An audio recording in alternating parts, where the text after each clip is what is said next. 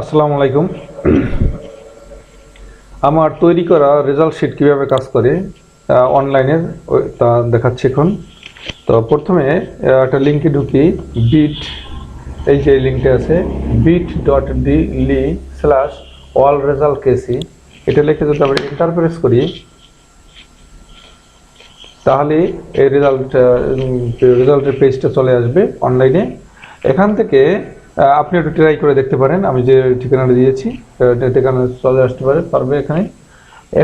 এখান থেকে যে পরিবর্তনগুলো হবে, যদি আপনি এখান থেকে এই যে দ্বাদশ প্রি টেস্ট ধরিয়ে দেন তাহলে এখানে অটোমেটিক ক্র্যাক নির্বাচনী পরীক্ষা লেখা আসবে এবং এখানে রেঞ্জ 0 থেকে 100 পর্যন্ত রেঞ্জ চলে আসবে, মার্ক রেঞ্জ।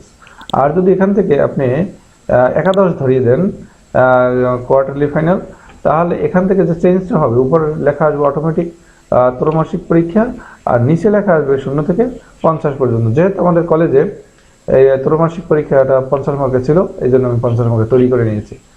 এরপরে এখানে যদি সাবজেক্ট আপনি সিলেক্ট করেন, সাবজেক্ট যদি আপনি সায়েন্স সিলেক্ট করেন তাহলে এখানে অটোমেটিক সায়েন্সের সাবজেক্টগুলো চলে আসবে নিচের দিকে। আর যদি এখান থেকে আপনি বিজনেস স্টাডি, তাহলে যে ব্যবসায় শিক্ষার যে সাবজেক্টগুলো আছে এইগুলো এখানে চলে আসবে। এরপরে যদি আমরা হিউম্যানিটিজ দিই তাহলে মানবিকের যে সাবজেক্টগুলো আছে এইগুলো এখানে চলে আসবে। ওকে, এরপরে আসি যদি আমরা এখানে সঠিক রোল বসাই, যেমন এখানে আমরা এটা দিলাম দ্বাদশ শ্রেণী মানে প্রাক নির্বাচনী পরীক্ষা, আর রোল এত দেওয়া আছে, এই একটা রোল দিয়ে দিলাম। হ্যাঁ, রোল আমি ঘুরিয়ে অন্য একটা দিতে পারি, যেমন 1734 দিয়ে দিলাম, এন্টার। হ্যাঁ, তো এখানে নাম চেঞ্জ হয়ে গেছে। তখন এখানে সঠিক রোল, সঠিক গ্রুপ এবং সঠিক ইয়ার, এই তিনটে ইনফরমেশন সঠিক থাকে তাহলে এই একদম টোটাল ঠিকঠাকভাবে রেজাল্ট হয়। এখন যদি অনেকে ধারণা হতে পারে যে কেউ যদি ভুলবশত এই বাহিরে অন্য কিছু এখানে গিয়ে কিছু প্রেস করে, এখানে গিয়ে প্রেস করে, এখানে কিছু না, এখানে আসলে প্রেস করতেই পারবেন না। যদি আপনি চিন্তা করেন যে না আমি একটু এখানে যে সেকেন্ড হয়েছে এটা আমি মুছে দিয়ে অন্য কিছু লিখবো, ওকে আমি ডিলিট প্রেস করলাম, তখন কিন্তু এই কথাটা লেখা আসবে, কারণ এটা প্রোটেক্ট করা। তো আপনাদের শিট অনুযায়ী আপনারা যা যা অংশ প্রোটেক্ট করতে চাবেন ওটা অটোমেটিক প্রোটেক্ট হয়ে যাবে। এইটাকে যদি ডিলিট করতে চাই দেখেন ডিলিট হবে না। হ্যাঁ, অথচ এই যে রোলটা এটাকে ডিলিট করেছিল এটা থেকে ডিলিট হয়ে গেল।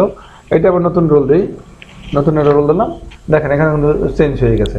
আবার 1703 দিলাম, এখানে কিন্তু চেঞ্জ হয়ে গেছে, এই যে চেঞ্জ হয়ে দেখেন এখানে কিন্তু এই আইসিটিতে সে ফিল করছে।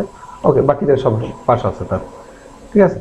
এভাবে করে চেঞ্জ করে দেওয়া যায়, অর্থাৎ মানে যেটা দরকার আছে চেঞ্জ করা শুধু অতটুকু চেঞ্জ করা যাবে, বাকিটা চেঞ্জ করা যাবে না, যেহেতু এটা লক করা। তো এই শিট এরকমের যদি অনলাইন শিট কারো দরকার হয় স্কুল, কলেজ, মাদ্রাসা অথবা যে কোনো শিক্ষা প্রতিষ্ঠানের জন্য, তাহলে আমি এটা তৈরি করে দিতে পারবো এবং সেটা সুলভ মূল্যে। আশা করি আপনাদের এর মাধ্যমে অনেক উপকৃত হবেন। এবং এই যে শিট আমরা দিলাম শুধুমাত্র এটা তো রেজাল্ট শিট, চাইলে এটার এগেনস্টে টেবিলেশন শিটও আছে।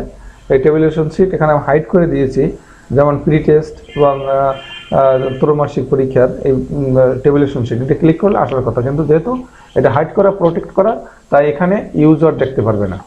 কিন্তু যে নেবে তাকে তো অবশ্যই এটা ক্লিয়ার করে দেওয়া হবে, সে তার মতো প্রিন্ট করতে পারবে। এখন এটা যদি কেউ প্রিন্ট করতে চায়, control P, print button click করলাম, তাহলে দেখেন এই প্রিন্টে চলে আসলো।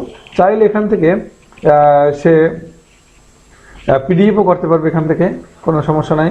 চাইলে এখান থেকে সরাসরি প্রিন্টও করতে পারবে, কোনো ব্যাপার না। নেক্সটের চাপ দিলাম, নেক্সটের চাপ দেওয়ার পরে তারপর প্রিন্ট করলেই হবে। এখানে যেমন ইপসনে একটা প্রিন্টার সিলেক্ট করা আছে, আমি যদি ক্লিক করি তাহলে এই কালার প্রিন্টারে প্রিন্ট হয়ে বেরিয়ে আসবে। আর যদি এখান থেকে কেউ পিডিএফ করতে চায় তাহলে এখান থেকে যে এই যে এখানে দেওয়া আছে এই যে Microsoft print two PDF ready, এটার মধ্যে ক্লিক করে তারপর যদি আমি এখন প্রিন্ট কমান্ড দিই তাহলে এই শিটটা প্রিন্ট পিডিএফ আকার তৈরি হয়ে যাবে। এই যে পিডিএফ আকার তৈরি হয়ে গেল ডাউনলোডের ভিতরে। আমি এটার নাম দিলাম 01, ওকে, তারপর দিলাম সেভ। হ্যাঁ, তাহলে এখন এটা কিন্তু আসলে পিডিএফ আকার সেভ হয়ে গেছে। তো আপনারা ডাউনলোডের ভিতরে গিয়ে দেখি যে আসলে সেভ হয়েছে কিনা। এই যে ও সেভ হয়ে ওপেন হয়ে গেছে, সমস্যা নাই, এই যে সেভ হয়েছে এবং ওপেন হয়ে আসছে, ঠিক আছে। তো আশা করি জিনিসটা আপনাদের প্রতিষ্ঠানে অনেক কাজে আসবে। তো ধন্যবাদ সবাইকে এতক্ষণ ভিডিওটা দেখার জন্য।